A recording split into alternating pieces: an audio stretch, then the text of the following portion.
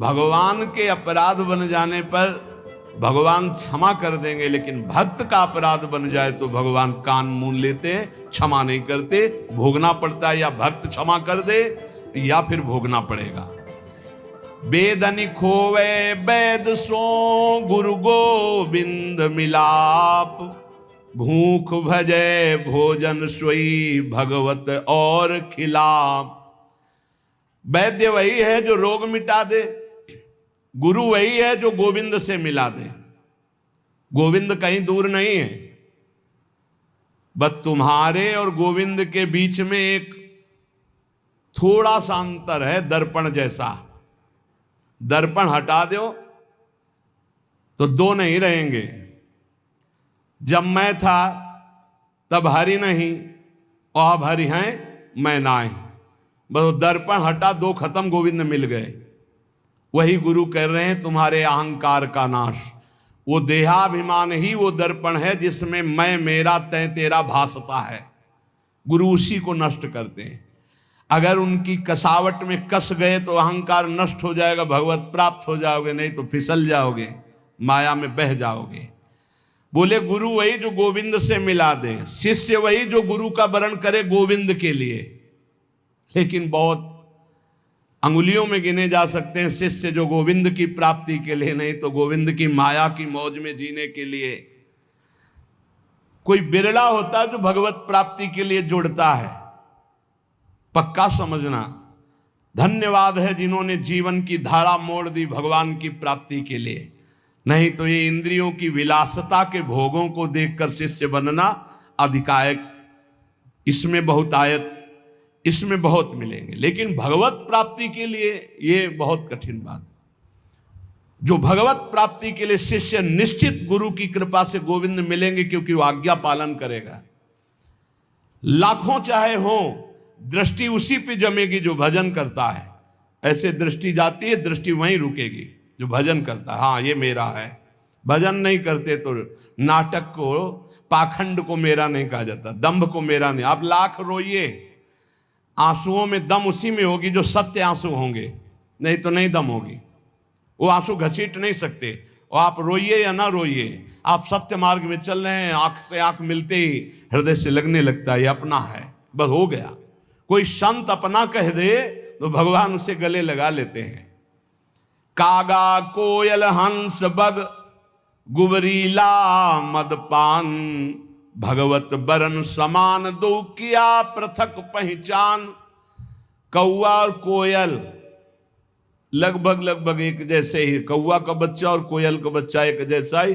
कभी कभी कौआ कोयल के बच्चे का पोषण करता है अपना बच्चा मानकर। कौआ और कोयल और हंस और बगुला लगभग। गुबरीला, गोबर का कीड़ा एक होता है, सब बिल्कुल भ्रमर जैसा ही। और भ्रमर, ये दोनों जोड़ी बढ़िया है। कौवे का रंग कोयल के समान, हंस का रंग बगुले के समान, गुबरीला का रंग भ्रमर के समान। किंतु इनकी बहुत अंतराय है, बहुत पहचान में अंतराय है। ऐसे ही पाखंडी और असली साधु, जैसे कौआ कोयल, हंस और बगुला और गुबरीला और भ्रमर, ऐसे पाखंडी और सच्चे लगभग एक जैसे थे। असली और नकली नोट लगभग, लेकिन पहचान वाला फट से पहचान ले, ये नकली है। ऐसे ही वेशधारी में सत्य वेश आचरण करने वाला और पाखंड करने वाला अंतराय होता है। तो उसकी पहचान क्या है? गुबरीला की पहचान वो है कि वो मलई में जाएगा, वो फूल में नहीं बैठेगा, पराग नहीं खाएगा, वो तो भ्रमर पाएगा। हंस की चाल ही अलग होती है।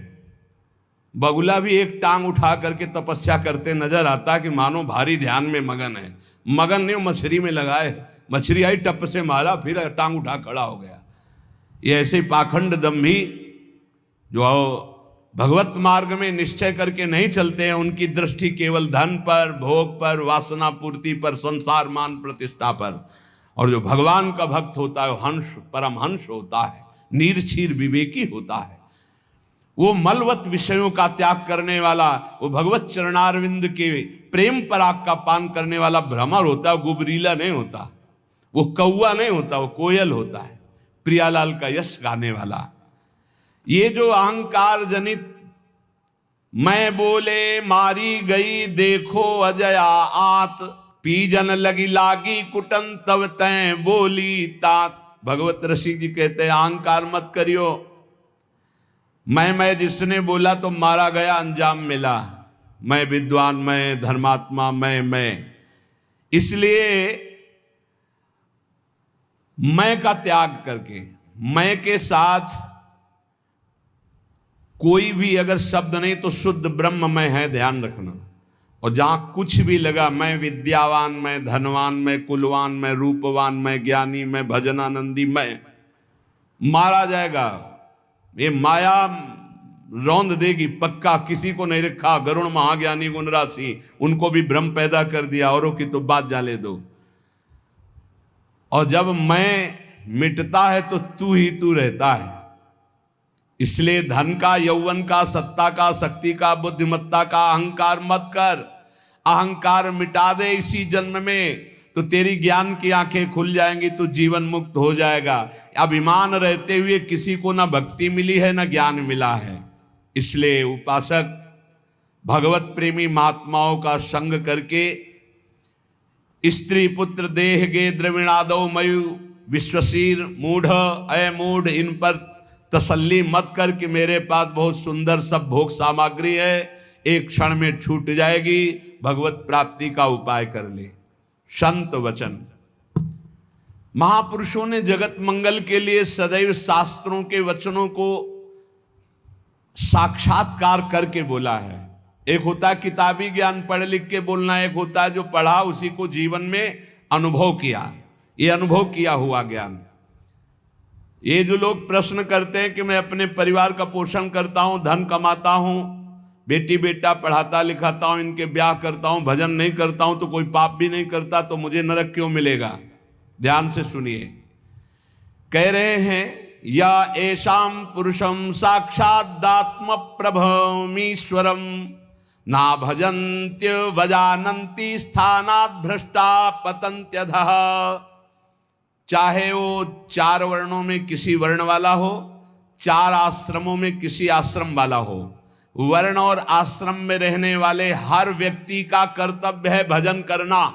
भेजे ही गए हो भजन करने के लिए। ये मानव देह भोगों के लिए नहीं, यथावत धर्म पूर्वक भोग को भोगते हुए भजन करते हुए भगवत प्राप्ति करने के लिए। इस तन का एक ही फल है भजन। नर्तन कर फल विषय न भाई, भजी राम सब काम बिहाई। जो मनुष्य मानव देह प्राप्त करके भजन नहीं करता उसको इस बात का दंड मिलता है, वो अपने वर्ण आश्रम से भ्रष्ट होकर नीच योनियों में जाता है और बहुत कष्ट पाता है। क्यों? क्योंकि एक ही ये योनि है जिससे हम निकल पाएंगे 84 लाख योनियों में। भगवान ने कृपा करके दिया है। खास करके विवेकवान पशुवत मनुष्य जीवन व्यतीत करने वाले तो बहुत हैं विश्व में, जिनको कोई भगवान से मतलब नहीं। थोड़ा कुछ धार्मिक हुए तो नरक स्वर्ग तक की बात है। जीवन मुक्ति या भगवत साक्षात्कार ये तो बातें ही नहीं मिलेंगी। अगर कहीं मिलेंगी तो किसी भारत के ब्रह्म ऋषि का बीज बोया हुआ है तभी मिलेंगी, ये अन्यत्र नहीं है। जीवन मुक्त होना, तत्वबोध और भगवत प्रेम, भगवत साक्षात्कार ये केवल भारत की भूमि के ब्रह्म ऋषियों ने अनुभव किया। अन्यत्र तो बस स्वर्ग और नरक इन्हीं की चर्चा मिलेगी। अगर कहीं है तो किसी भारत के ब्रह्म ऋषि का बीज बोया हुआ है, वहां अन्यथा नहीं है। बड़े भाग्य हैं कि इस पावन भूमि में जन्म लेकर हम भजन करके भगवत प्राप्ति करते हैं। लोगों की मान्यता है हमारी कामना भगवान तो पूर्ण नहीं करते। कहां भगवान, कैसा भगवान, कौन भगवान? बाप को बाप नहीं मानोगे तो बाप को कुछ बिगड़ जाएगा क्या? सब मम प्री सब मम उपजाए। कैसे लोग अज्ञान में भटक रहे। तुम करो पापाचरण, तुम्हारी बात सुनेंगे। अच्छा यही सोचो, हमारे भारत का प्रधानमंत्री है, हर प्रयास करता है, कोई भी बने अपनी बुद्धि से प्रयास करता है भारत उज्जवल हो। यदि सत्य मार्ग का पथिक है, वो अपने कर्तव्य को समझता है, तो वही सोचेगा भारत उज्जवल भविष्य वाला बने, भारत धनाढ्य बने, भारत एक बलवान देश बने, भारत की हर प्रजा सुखी रहे। इसके बाद उसी का बनाया हुआ कानून है। अगर इसके विपरीत ऐसा करता है कोई, तो उसको इतनी सजा, उसको ये दंड, उसको ये दंड। ऐसे ही भगवान का विधान है। यदि आप धर्म मार्ग में चलोगे तो उज्जवल भविष्य वाले, आप अध्यात्म बल से बलवान, आप परमानंद की प्राप्ति करने वाले। आप विपरीत मार्ग में धर्म विरुद्ध चलोगे तो आपको रोग, शोक, दंड, चिंता, भय, शोक, नरक, मृत्यु, ये सब प्राप्त होंगे। भगवान ने निर्णय कर दिया। अगर अब आप साबित हो चुके हो महापापी हो और आप राष्ट्रपति को प्रार्थना करें कि मेरी फांसी टाल दी जाए और उनकी मौत हो जाए, तो न्यायाधीश के द्वारा पास किया हुआ आपका फांसी का मृत्यु दंड भी टाल दिया जाएगा। ऐसे ही भगवान कह रहे, सर्वधर्मान परित्यज्य, रास्ता बता रहे, मामेकम शरणम ब्रज अहम त्वाम सर्व पापेभ्यो मोक्षयिष्यामि मा शुचा। ए भगवान, ये पूर्ण कर दो। क्या किया तुमने भगवान के लिए? भगवान ने तुम्हें मानव देह दिया, भगवान ने प्रकृति दी, भगवान ने सब कुछ व्यवस्था की। तुम केवल पापाचरण करो, भगवान तुम्हारी नौकरी करे। तुम भगवान के अंश हो, भगवान ने तुम्हें देह दिया, भगवान ने प्रकृति दिया, तुम भगवान के लिए क्या कर रहे हो? तुम हमारी समाज के लिए जो भगवान ने रचा है उसके लिए क्या कर रहे हो? अपनी वासनाओं की पूर्ति। तो दंड नहीं भोगोगे और क्या भोगोगे? तुम्हारे गाली देने से भगवान कोई छोटे हो जाएंगे? तुम्हारे थूकने से आकाश गंदा हो जाएगा? तुम कर सकते हो तो सिर्फ अपना बुरा कर सकते हो और कुछ नहीं कर सकते। लिख लो हमारी बात। अगर कुछ भी मंगल हो रहा है तो भगवान के बनाए विधान से मंगल हो रहा है। संत समागम, हरि कथा, नाम जप, भगवत आराधना, ये उनकी कृपा से हो रहा है। तुम कर सकते हो तो शब्द लिख लो, केवल अपना बुरा कर सकते हो, वही बुरा कर रहा है। भगवान को गाली दे रहा है, भगवान को नहीं मान रहा, नास्तिकता बढ़ रही, मनमानी बेवजह। भगवान ने मेरा कर्जा नहीं, कर्जा लेते समय भगवान से पूछा था? कर्जा लेते समय भगवान से विनय की थी? धर्म से चला है तू? भगवान की आज्ञा का पालन कर रहा है तू? अरे भगवान तो सबके पिता हैं, परम उदार हैं। गाली देने वाले को भी प्रकृति से नहीं रोकते कि इसको श्वास मत लेने देना, ये मुझे गाली देता है। नहीं, अच्छी ऑक्सीजन देते हैं, पानी देते हैं, भोजन देते हैं। उसके लिए पृथ्वी फट नहीं जाती है, उसको भी पृथ्वी अपनी गोद में रखती है जो भगवान को गाली दे। कैसे नीच बुद्धि वाले अपना काम बनाने के लिए आए हो और अपना काम बिगाड़ रहे हो। जिनसे काम बनना है उन्हीं में नास्तिकता कर रहे हो। कौन है आधार यहां इस जगत का? वही सर्वाधार परमात्मा। तुम अंधे हो, दिखाई नहीं दे रहा? ये सूर्य किसके बल से तेजवान है? ये वायु किसके बल से चलती है? किसके बल से पृथ्वी? आप देखो किसके आदेश से हो रहा है। एक जरा सा झटका आता है, प्रांत का प्रांत चकनाचूर हो जाते हैं। वो सामर्थ्यशाली भगवान है। तुम्हारे कुछ कहने से होगा? चींटी की तरह पिस जाओगे। उसकी शक्तियां अनंत हैं होश में। अगर जीवन को मंगलमय सार्थक बनाना है तो एकमात्र भगवान की शरण है। और अगर कुछ भी और करोगे तो अपने को बर्बाद करोगे, सिर्फ बर्बाद करोगे, सिर्फ विनाश करोगे अपना, और कुछ मंगल नहीं कर सकते। भगवान का आश्रय ले लो, वो बहुत करुणामय है।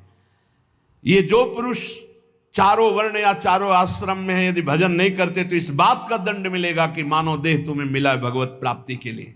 देखो, बोले भला पिता अपना बालक का अहित चाहता है? हाँ चाहता है। एक पिता के पुत्र ने किसी नाबालिग का बलात्कार करके उसको मार डाला। उससे वो समाचार वाला पूछता है कि आप अपने ऐसे पुत्र के लिए क्या बोलेंगे? तो बोले यही बोलूंगा कि जल्दी से गिरफ्तार किया जाए और उसको फांसी की सजा दी जाए। मेरे बालक ने ऐसा अपवित्र कार्य किया, मैं कभी देखना नहीं चाहूंगा कि वो मेरे सामने आवे, उसको जल्दी से जल्दी पकड़ा जाए और ये जब एक साधारण पिता ऐसा बोल सकता है तो असाधारण पिता जो धर्म के विरुद्ध चलेगा, तिनकर काल रूप में भ्राता, वो भगवान साक्षात धर्म स्वरूप है। कोई धर्मात्मा पिता नहीं चाहेगा कि उसका पिता अपवित्र कार्य करे और उसे गले से लगाए। फिर भी मेरे भगवान कह रहे हैं, अहम त्वाम सर्व पापेभ्यो मोक्षयिष्यामि मा शुचा अपि चेत सुदुराचारो भजते माम अनन्य भाग। महादुराचारी भी हो तो आ जाए कह के कि प्रभु मैं आपका हूं, आपके सिवा कोई मुझे नहीं बचा सकता, तो मैं तुम्हें साधुरेव सम्मंतव्य सम्यक व्यवसिता हिस्सा, मैं तुम्हें साधु बनाऊं। फिर भी भगवान को कैसे शब्दों से बोलते? कोई भगवान नहीं। मन मानी आचरण करो, पता चल जाएगा भगवान है कि नहीं। अंतिम समय तक तो पता चल जाए। एक डॉक्टर बोले थे हमसे, जब गंगा किनारे भ्रमण करते थे, बहुत अमेरिका से पढ़ के आए थे, मार विज्ञान छांटते चले जाए, कौन भगवान, कैसा भगवान, क्या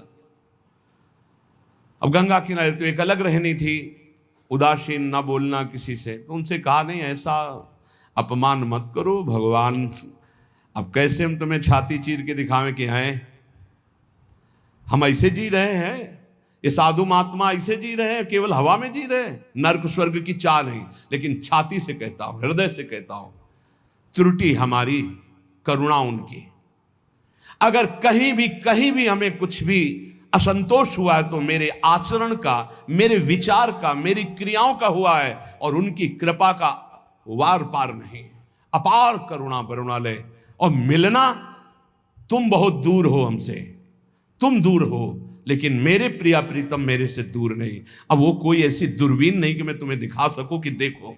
ये हम कोई प्रमाण तुमसे नमस्कार नहीं चाहने के लिए कह रहे, ये इसलिए कह रहे कि प्रभु कितना प्यार करते, तुम्हें कैसे बताऊं।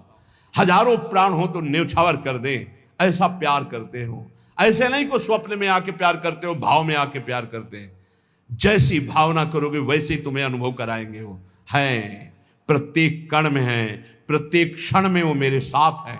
ऐसा बिल्कुल माइक से कह रहा हो, आचार्य बल से, गुरु बल से, कि विश्वास करो वो केवल ध्यान का विषय नहीं है, वो केवल भजन का विषय नहीं है। वो मित्र की तरह मिलते हैं, वो संभाषण करते हैं, वो साथ खेलते हैं।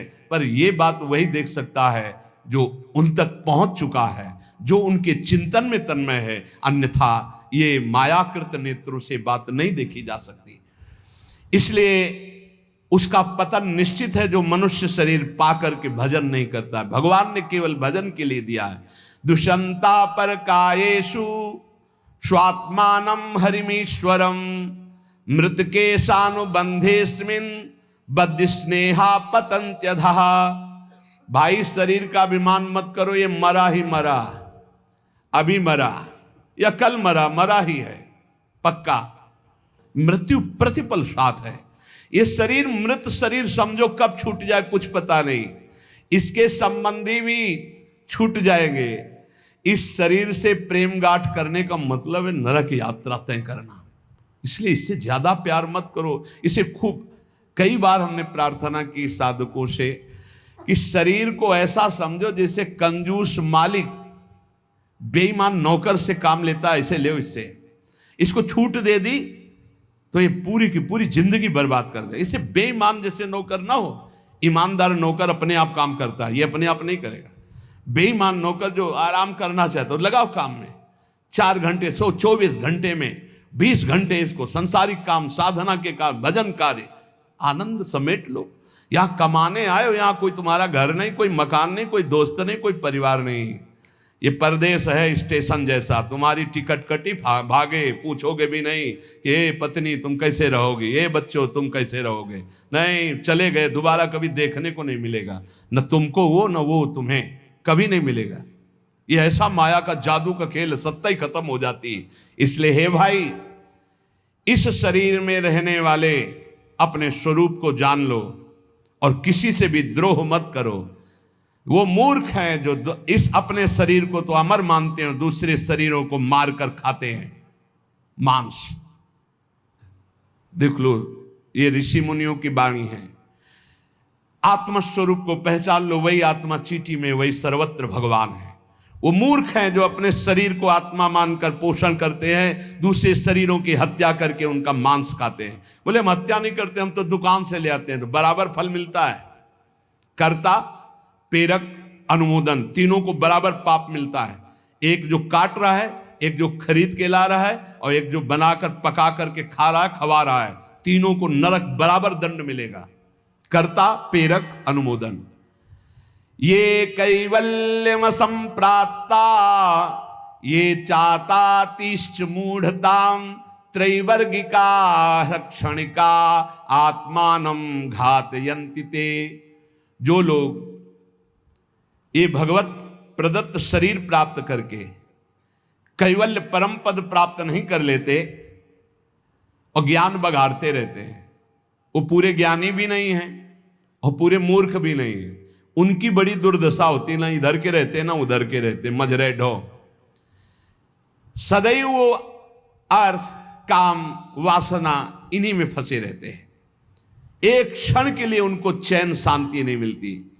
जो मनुष्य शरीर पाकर अपना उद्धार नहीं कर लेता, वो अपने पैरों में मानो अपने हाथ से कुल्हाड़ी मारकर काट रहा है, वो आत्मघाती है, वो दुर्गति को प्राप्त होता है।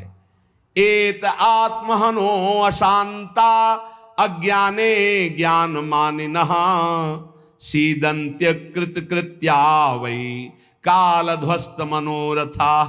ऐसे जो ज्ञान बगाड़ते रहते हैं और ब्रह्मबोध नहीं किया, निरंतर भजन नहीं करते, इनको आत्मघाती कहते हैं। जानते हैं पर मानते नहीं हैं। ये इन आत्मघातियों को कभी शांति प्राप्त नहीं होती, इनकी कर्म परंपरा कभी नष्ट नहीं होती। काल भगवान सदा सर्वदा इनके मनोरथों पर पानी फेरते रहते, हृदय की जलन विषाद कभी मिटने को नहीं होती। इसलिए हित्वात्यायास रचिता गृहापत्य सुहृच्छ्रियः तमो विशन्त्य निच्छन्तो वासुदेव परांगमुखा। वासुदेव भगवान श्री कृष्ण के चरणों का आश्रय ले लो, उनसे विमुख मत हो। विमुख होकर यदि तुमने धन रुपया पैसा मकान सब समेट भी लिया तो भाई जब जाओगे कुछ साथ नहीं। एक बार कृष्ण कहा, एक बार राम कहा, एक बार राधा कहा, ये सत्य वस्तु तुम्हारे साथ जाएगी। इसलिए बार बार राम राम कृष्ण कृष्ण हरि हरि राधा राधा बोलते हुए अपना काम करो तो तुम्हारा लौकिक भी पुष्ट और पारलौकिक भी पुष्ट हो जाएगा। जो भगवान नाम जप नहीं करता, भगवान से विमुख है, ना चाहने पर भी विवश होकर उसे घोर नरक में जाना पड़ता है। इसलिए सदगति प्राप्त करने के लिए नाम जप अत्यंत आवश्यक है। ये कलिकाल की बड़ी महिमा वर्णन की भगवान व्यास जी ने। जो फल सतयुग में 10,000 वर्ष ब्रह्मचर्य रहकर दोनों हाथ उठाकर दाहिने पैर के अंगूठे के बल खड़े होकर भजन करने से मिलता था, ध्यान दीजिए कितना कलयुग का कृपा प्रसाद है। कलयुग को बहुत बुरा कहा जाता है, तो ये बात पक्का समझो, दो पक्ष सब में होते हैं, कृष्ण पक्ष और शुक्ल पक्ष, एक अंधेरे का पक्ष एक प्रकाश का। तो कलयुग में दो पक्ष हैं। एक अंधेरे का पक्ष अगर भगवान से विमुख हो तो नष्ट कर देगा। यहां कह रहे हैं भगवान महर्षि वेद व्यास देव जी, यत् कृते 10 वर्षैस्त्रेतायाम हायनेन तत् द्वापरे तश्च मासेन हरहोरात्रेण तत्कलौ तपसौ ब्रह्मचर्यस्य जपादेश्च फलम द्विजा प्राप्नोति पुरुषस्तेन कलिसाध्यति भासितम। सतयुग में 10,000 वर्ष ब्रह्मचर्य से रहकर दाहिने पैर के बल अंगूठे के खड़े होकर दोनों हाथ उठाकर मंत्र जपने से जो फल मिलता था, वह त्रेता में 1 वर्ष ऐसी साधना, द्वापर में 1 मास 1 महीने, और कलयुग में 24 घंटे नाम कीर्तन करने से वो फल प्राप्त हो जाता है। सतयुग में 10,000 वर्ष तक, सोचो कितना बड़ा। कलयुग जैसा कलयुग समयुग आन नहीं, जो मन कर विश्वास, जो नर कर विश्वास। बहुत बड़ा लाभ कलयुग। 24 घंटे नाम कीर्तन से वो फल मिलेगा, जो बड़ी बड़ी तपस्याओं से, बड़े बड़ी साधनाओं से। बोले सतयुग बहुत श्रेष्ठ है, द्वापर त्रेता बहुत श्रेष्ठ है, हमें लगता कलयुग बहुत श्रेष्ठ है। धन्य है कलयुग जो 24 घंटे नाम कीर्तन से वो हजारों वर्ष की तपस्या का फल प्राप्त करा दे। भगवान व्यासदेव जी कहते हैं मैं कलयुग की पूजा करता हूं, मैं उसे सर्वश्रेष्ठ कहा। कि सतयुग में ध्यान, त्रेता में यज्ञ, द्वापर में देवार्चन। ध्यायन कृते यजन यज्ञ त्रेतायाम द्वापरेर्चयन यदाप्नोति तदाप्नोति कलौ संकीर्त केशवम। जो सतयुग में ध्यान से, त्रेता में यज्ञ से, द्वापर में पूजा करने से मिलता था, कलयुग में केवल नाम कीर्तन से फल मिल जाता है। इसीलिए नाम संकीर्तनम यस्य सर्व पाप प्रणाशनम। कलयुग में सबसे बड़ी साधना नाम जप करो, नाम कीर्तन करो, लीला चरित्र गाओ, लीला चरित्र सुनो। जो इस कलयुग में अपना कल्याण नहीं कर पाया तो फिर और युग में कल्याण करना बड़ा कठिन। अंगूठे के बल खड़े होके देखो, कई मिनट खड़े रहोगे। ऐसे उपमन्यु आदि बड़े बड़े महात्माओं के चरित्र आते हैं, हजार हजार वर्ष, 10-10 हजार वर्ष ऐसे। अरे यही सौभरी ऋषि यमुना में डुबकी लगा के भजन करके देखो, कई मिनट करोगे। जल को स्तंभित कर दिया, समाधिस्थ। ऐसे ऐसे महात्मा, अपने लोग महात्मा कहते हैं अपने को। डुबकी लगा के 2 मिनट नहीं रुक सकते नीचे, वो समाधिस्थ हैं। मछली को देख के 50 ब्याह करते हो, तुम मोबाइल में देख के क्या करोगे, तुम्हारे क्या होगा। इसीलिए बहुत होश में, कलयुग में बहुत महानता है भगवत प्राप्ति की, बहुत सुविधा है भगवत प्राप्ति की। होश में हो जाओ तो, पर ये होश रहने नहीं देता। ये किसके होश उड़ाता है, इसका प्रवेश कहाँ है, बता चुके कई बार। मदिरा पान करने वाला, मांस खाने वाला, पराई स्त्री से व्यभिचार करने वाला और स्वर्ण चोरी करने वाला, जुआ खेलने वाला, छल झूठ कपट रजोगुण, ये सब इसके स्थान है। नाम जप करो, पवित्र भगवत प्रसाद पाओ। कहाँ कलयुग है, आनंद ही आनंद। बोलो यहाँ कितनी देर कलयुग लगा तुम्हारे ऊपर, आनंद ही आनंद है। कलयुग समझुग आन नहीं, जो नर कर विश्वास, गाय राम गुण गण विमल, भवबिन तरह प्रयास। कितना बड़े, कलयुग केवल नाम आधारा, कोई बात और हो ना हो, राधा राधा राधा, पार हो गए।